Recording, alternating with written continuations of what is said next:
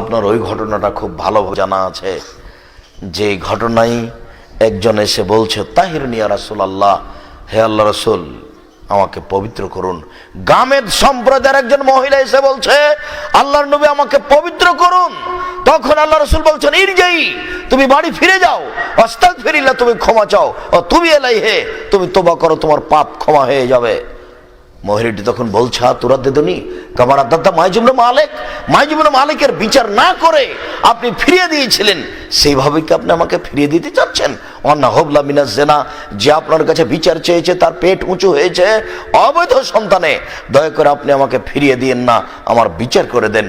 তখন আল্লাহ রাসূল বলছেন আচ্ছা ঠিক আছে, ইরজাই হাত্তা তালেদি, তুমি বাড়ি চলে যাও, যেদিন তোমার বাচ্চা হবে সেদিন আসে তোমার বিচার করে দেব। মহিলা চলে গেল।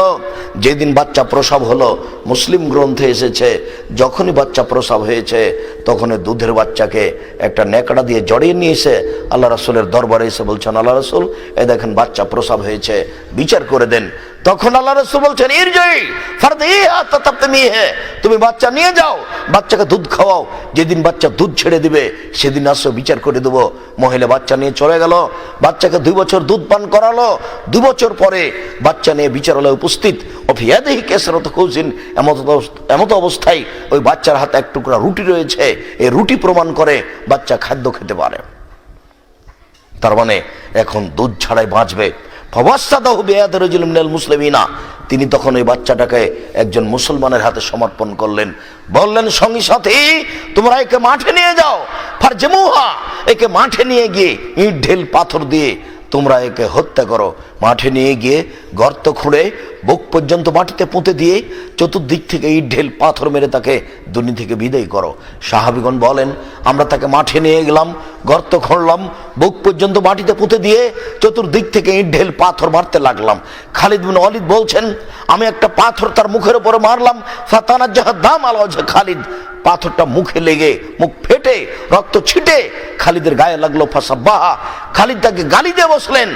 তখন আল্লাহ রাসূল বললেন মালেন খালিদ, খালিদ তুমি গালি দিও না, লাকাদ তাওবাত তাওবাতান লাউ তাবা সাহিবু মাকসিন লা গফিরা লাহু, এই মহিলা এত তোবা করেছে, এই মহিলা আল্লাহর দরবারে এত ক্ষমা ভিক্ষা চেয়েছে, এরকম তোবা যদি বড় থেকে বড় পাপী চাই তবু তার পাপকে ক্ষমা করা হবে। খালিদ তুমি তাকে গালি দিও না।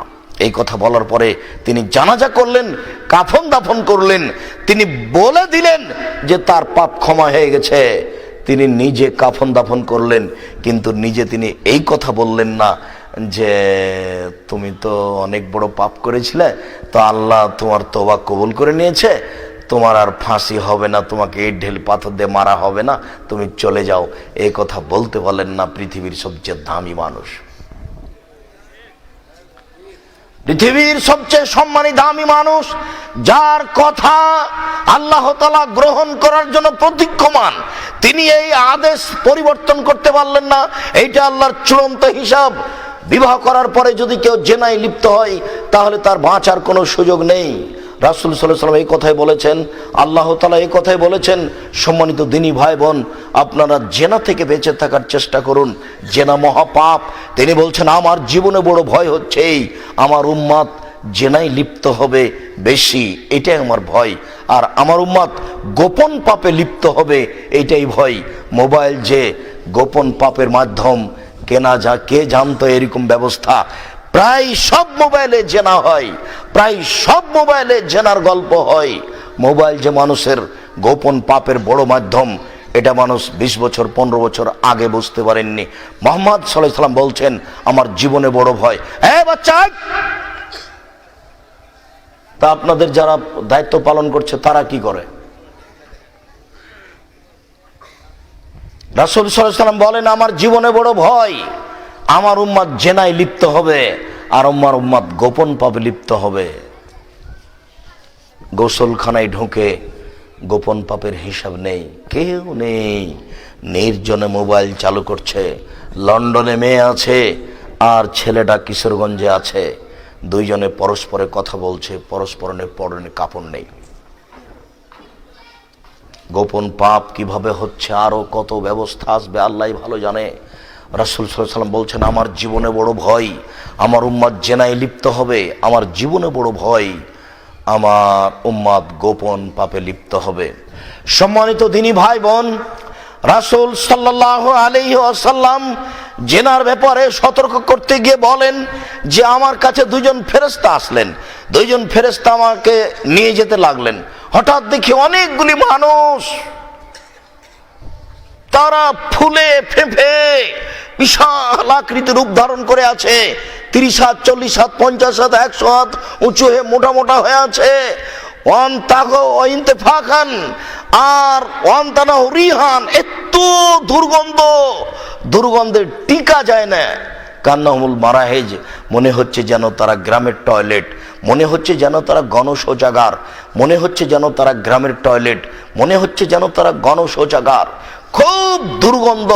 আমি জিবরাইলকে বললাম, জিবরাইল মানহাউলা, এরা কারা? তখন জিবরাইল বললেন, অহমুজ জোনাতা জাওয়ানি, এরা হচ্ছে ব্যভিচার। যারা জেনায় লিপ্ত হবে তাদের শরীর ফুলে ফেঁপে যাবে বিচারের মাঠে, দুর্গন্ধে আশেপাশে কেউ থাকতে পারবে না। আরো বোঝা যাচ্ছে যে তাদের বিচার দেরিতে হবে।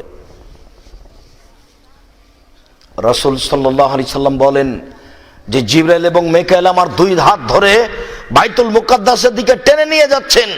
যেতে যেতে দেখি একটা গর্ত, তার নিচের দিক প্রশস্ত, উপরের দিক সংকীর্ণ। নার, ভিতরে দিকে দাদা করে আগুন জ্বলছে। যখন আগুনটা জোরে জ্বলে উঠছে, ভিতরে যা কিছু আছে সব উপরে চলে যাচ্ছে। আর যখন একটু আগুনটা কমে যাচ্ছে, তখন সব নিচের দিকে চলে যাচ্ছে। ফাইজা ফিহু নিসাউন অরিজালুন, ওরা দেখি সেখানে মহিলা এবং পুরুষ উলঙ্গ হয়ে আছে, জমা ধরে আছে নারী পুরুষ, পরনে কোনো কাপড় নেই।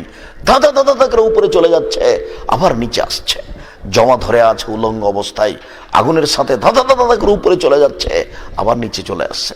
আমি বললাম, জিবরাইল মান হাওলাই, জিবরাইলেরা কে? তখন জিবরাইল বললেন, অহমুজ জোনাতা জাওয়ানি, অহমুজ জোনাত, এরা হচ্ছে ব্যভিচারনী। সম্মানিত দিনী ভাই বোন, জেনার ফলাফল খুব ভয়াবহ, জেনার ফলাফল খুব ভয়াবহ। রাসূল সাল্লাল্লাহু আলাইহি ওয়াসাল্লাম বলছেন, একজন জেনাকারিনী মহিলার লজ্জা স্থানের দুর্গন্ধে জাহান্নামী টিকতে পারবে না। একজন জেনাকারিনী মহিলার লজ্জা স্থানের দুর্গন্ধে জাহান্নামী টিকতে পারবে না। যেসব পাপের কারণে সরাসরি জাহান্নাম ঘোষণা হয়েছে, তার একটি হচ্ছে জেনা, অবৈধ সম্পর্ক। সাবধান থাকুন। আসার পর থেকে কয়েকবার আমাকে বলা হয়েছে, বিষয়টা আমি আজকে নিইনি, তবুও সামনে দেখে আপনাকে এইটুকু কঠিনভাবে সতর্ক করে যাচ্ছি, ভুলেও কোনোদিন আর তার সাথে কথা বলবেন না। আজ থেকে কথা বলা বন্ধ। আরো আপনাকে বলছি এখানে জরুরি কথা শোনেন, যদি আপনি আজ থেকে জেনা বন্ধ করতে পারেন, তাহলে পৃথিবীর যে কোনো বিপদ থেকে আল্লাহ আপনাকে বাঁচিয়ে দিবেন, যে কোনো বিপদ।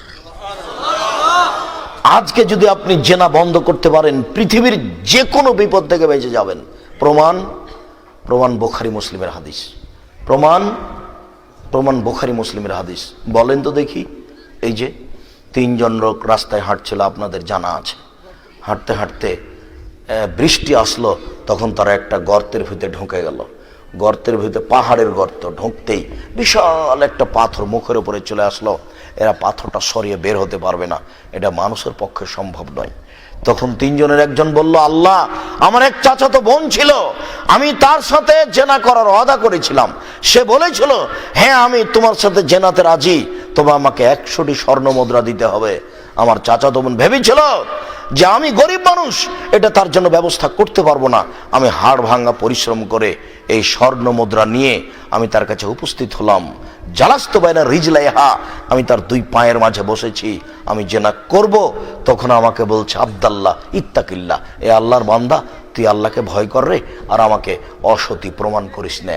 এই কথা বলার সাথে সাথে ফাকুমতু আনহা, আমি অন্যায় করিনি, আমি ওখান থেকে উঠে গেছি। আল্লাহ, এইটা কাজ যদি আমি তোমাকে সন্তুষ্ট করার জন্য করে থাকি, তোমার ভয়ে করে থাকি, তাহলে আজকে গর্তের মুখ থেকে পাথর সরিয়ে দাও। আল্লাহ বললেন, ঠিক আছে, সরিয়ে দিলাম। তুমি যদি এই জেনা থেকে বেঁচে যেতে পারো, আর যদি কোনোদিন এই কাজে না যাও, পৃথিবীর যে কোনো বিপদ থেকে বেঁচে যাওয়া, এই কথা আমি বলিনি, এ কথা